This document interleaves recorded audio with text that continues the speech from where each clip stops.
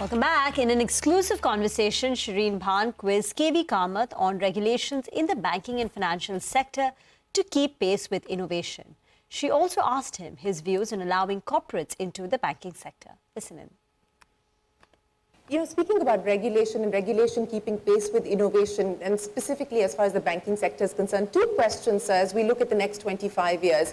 Do you believe that regulation should allow a fintech, for instance, to be able to get a banking license? I mean, the founders of Zerodha in their conversation with me said, we want to be a bank. If we could apply for a banking license, we would do it, tomorrow.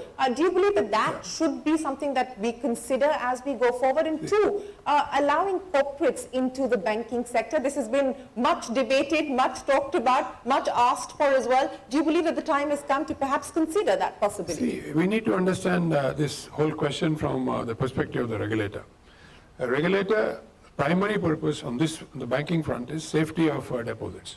So when the regulator feels that there is comfort in fintech or digitech coming in and becoming a bank and taking deposits, for which finally the Reserve Bank or the regulator is going to be responsible for, at that point of time they will allow this to happen.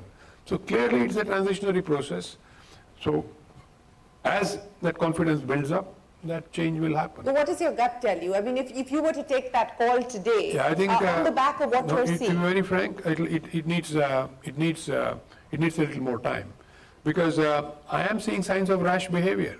I'm being very frank about it on the part of digitally driven enterprises, which I think the regulator has had to manage with great care. If you look at it as a bank, as a banker, if a regulator says that on, say, retail unsecured lending, I have to increase risk weightage by 25 bips, to me it is a signal. Or if another regulator says that 90-95% of F&O transactions are basically where people have lost money, and maybe 60 entities on the other side have made money, and that this funding has come from where? It has come from somewhere within the financial system. And I think they are not amber flags. They are red flags all over the place. So the regulator has to be careful. I think in the context of corporates, I think there is a different view that was there. These things that I mentioned will be relevant, but also is there going to be what I'd call lending to self, and how to go ahead. Yeah. So I think the regulator has to be comfortable with these things before we proceed.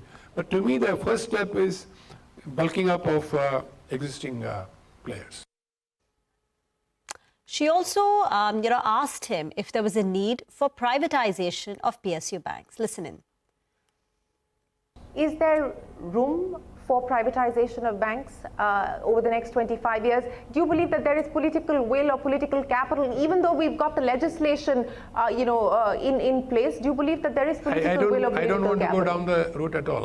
What I'll say is, if public sector banks are going to run an RoE of 15 to 20%, they should thrive. So why should there need to privatize them? Give them more freedom, but make sure that your RoE is 15 to 20%. To me, that is the holy grail. And you can catch excerpts of this interesting conversation all through the day only on CNBC-TV18. Get into a break on that note. We'll come back and talk more about the markets. Manish Jain of Centrum joins in on the other side.